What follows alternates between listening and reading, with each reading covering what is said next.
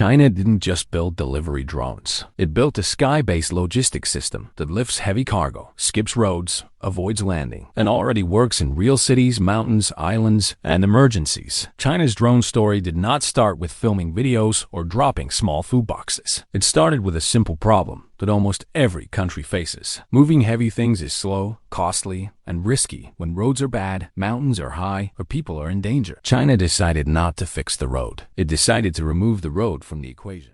No peak too high, no load too heavy. This is the all-new DJI FlyCart 100, redefining what aerial transport drones can do with a breakthrough in payload capacity and a complete powertrain upgrade. With massive 62-inch carbon fiber propellers, high-torque motors, and high-power electric drive bridges, FlyCart 100 delivers up to 82 kilograms of thrust per axis. Its advanced cooling and hoisting system has been completely overhauled. A brand new dual-motor cooperative structure, paired with wireless charging and an active winch hook, enables 30-meter cable operations with reliable hoisting speeds up to 1.2 meters per second, even 4 feet under per heavy second. loads. The active hook supports electronic, open, close functions, streamlining cargo transport with greater efficiency and safety. The music is in so hard. emergencies such as entanglement or obstruction, a one-click release. Think about how deliveries usually work. A truck leaves a warehouse, gets stuck in traffic, reaches a narrow street, finds no parking, and then someone carries the box upstairs. Now imagine the same delivery without traffic, without parking, and without even landing. That is the idea behind China's heavy lift drone ecosystem.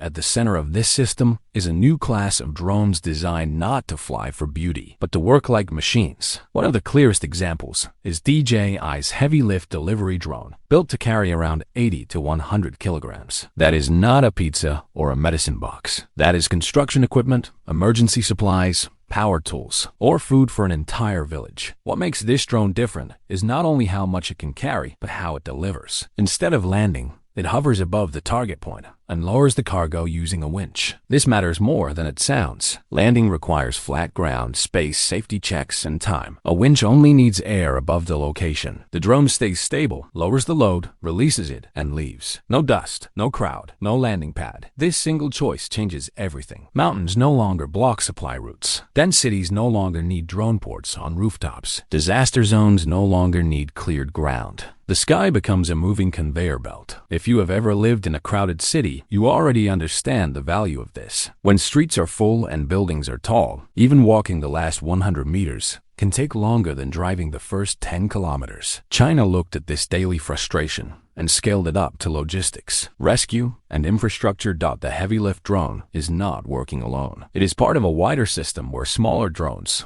ground stations, and software work together. Routes are planned like air highways. Payload weight, wind, battery health, and delivery priority are calculated before the drone even takes off. This is not a gadget. It is an automated supply chain. In real use, these drones are already solving problems that helicopters are too expensive for and trucks cannot reach. Power companies use them to carry tools and cables to mountain towers. Construction teams use them to move materials across valleys. Rescue teams use similar winch systems to lift supplies or pull people from places where landing is impossible. What is important here is scale. Many countries test drones as experiments. China deploys them as infrastructure. When one use case works, it is copied, adjusted, and connected to another. Heavy cargo today, emergency supplies tomorrow, island logistics the next day. This is why calling it a drone misses the point. It is closer to an aerial delivery worker that never gets tired, never complains about terrain, and does not need a road to exist. And once you accept that heavy things can move through the air reliably, a lot of assumptions break. Cities stop being limited by ground traffic. Remote places stop being isolated. Time stops being wasted on the last mile. This is just the core layer of the system. Once this backbone exists, lighter and faster services can sit on top of it, quietly changing how daily life works without most people even noticing. So the drone finds somebody drowning, what happens? At this time, we will arrange the drone to carry our special device, which is customized for the Australian market. It's combined with a 4-part, a loudspeaker, a searchlight, a camera, and a release platform to carry the rescue device. When we find the drowning person, we will drop the rescue device to the drowning person. When it touches water, it will be expanded automatically. And then the drowning person can do the self-rescue and wait the rescue team come to rescue him. Police forces are already here in China, are using your drones, deployed over crime scenes. It can carry some different payloads. For example, for the police, they can carry a thermal camera. Even at night, they also can watch it very clearly. Or to carry some special device like a zoom camera. When we want to find the criminals, we can check the target very clearly by zoom in. For the traffic surveillance, in China or in some other traffic department in the world, they prefer to use the zoom camera because when they want to find some illegal cars in front of them, they can use the zoom camera to check the target license number of the illegal cars very easily.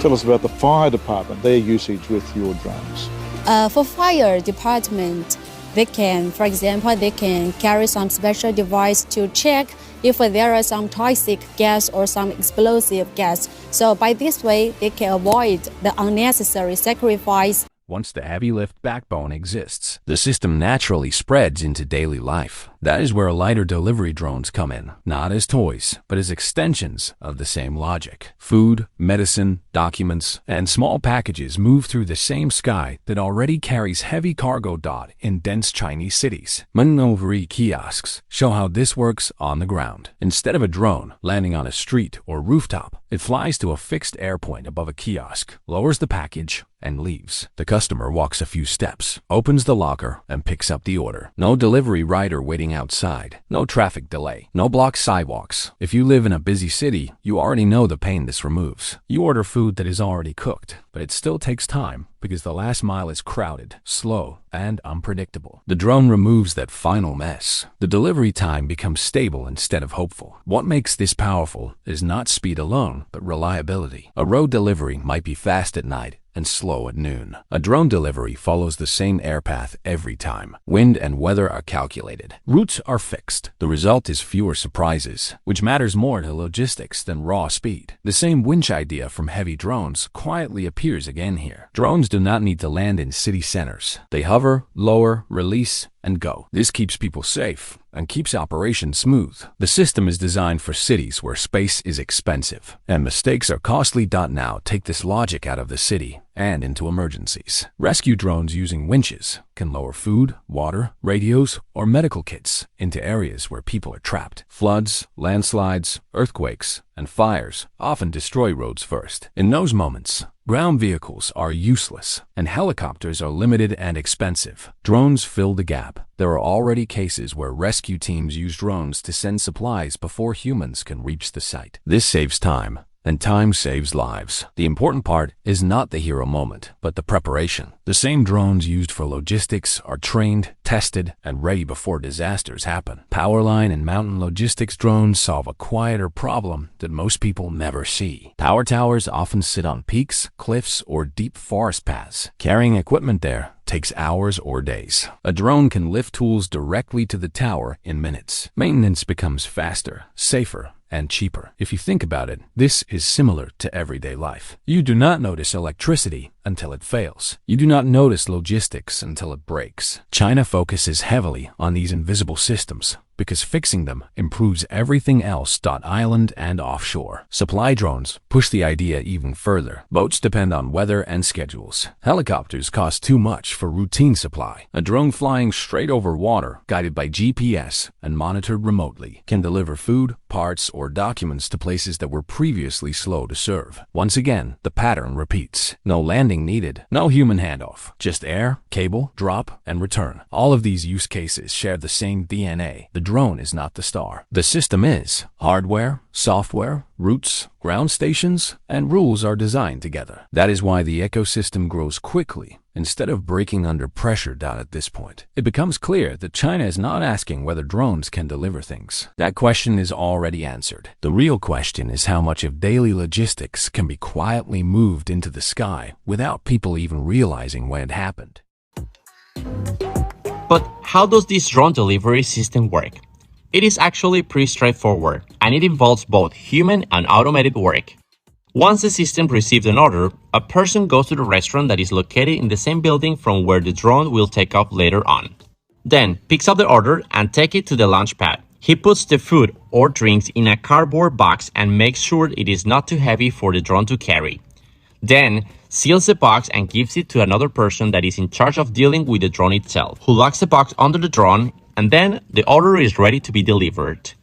The drone's movements are controlled by a central algorithm, and the routes are predetermined, so it is possible to know in advance at every moment where each drone will be and how fast its speed is. The customer can experience the arrival time with a deviation of 2 seconds, instead of 3 minutes or even 10 minutes. And this is where the long-term impact starts to show, because once people trust the system, they stop thinking of it as new technology and start treating it like normal infrastructure. When a technology reaches this stage, it stops feeling futuristic. It becomes background. Elevators were once dangerous experiments. The internet was once slow and optional. China's drone logistics is moving into that same category, where the system works so smoothly that people forget how hard the problem used to be. The key reason this ecosystem holds together is control over the full chain. The drones are designed for specific jobs. The delivery points are fixed and tested. The air routes are planned. The software tracks everything in real time. Nothing is left to chance. This is why the system scales instead of collapsing under traffic, weather, or human error. There is also a mindset difference. In many places, drones are treated as replacements for delivery riders or trucks. In China, they are treated as a new layer. Roads still exist. People still work. But the most inefficient parts of delivery are lifted off the ground and moved into the air. A simple example makes this clear. If you live on the 25th floor of an apartment building, the hardest part of delivery is not the highway or the warehouse. It is the last few minutes. Elevators, gates, and waiting time decide everything. Now imagine that the package arrives in a nearby kiosk in the air, already sorted, already tracked, already paid for. Your role is reduced to walking and picking it up. That shift changes behavior. Businesses plan faster restocking. Emergency teams plan faster response. Utility companies plan faster repairs. Even small delays, repeated thousands of times, disappear. What often goes unnoticed is how this system trains people to trust machines. When drones deliver safely every day, fear fades. Regulations adapt. Cities adjust layouts. New jobs appear around maintenance, planning, and monitoring. The ecosystem feeds itself. It is also why copying this system is harder than it looks. Buying a drone is easy. Building trust, routes, rules, and integration takes years. China started early and treated drones as infrastructure, not experiments. If you look closely, this is not really about drones. It is about control of time and distance. The sky is faster than the ground, and once you learn how to use it safely, you gain an advantage that compounds every year. By now, the promise made at the start should feel complete. China did not just build flying machines. It built a working logistics system in the sky, one that already delivers heavy cargo, daily orders, emergency aid, and remote supplies without waiting for roads to cooperate. And when you step back and look at it this way, the real question is no longer whether this system works. It is how long it will take before the rest of the world realizes that the road was never the only path forward.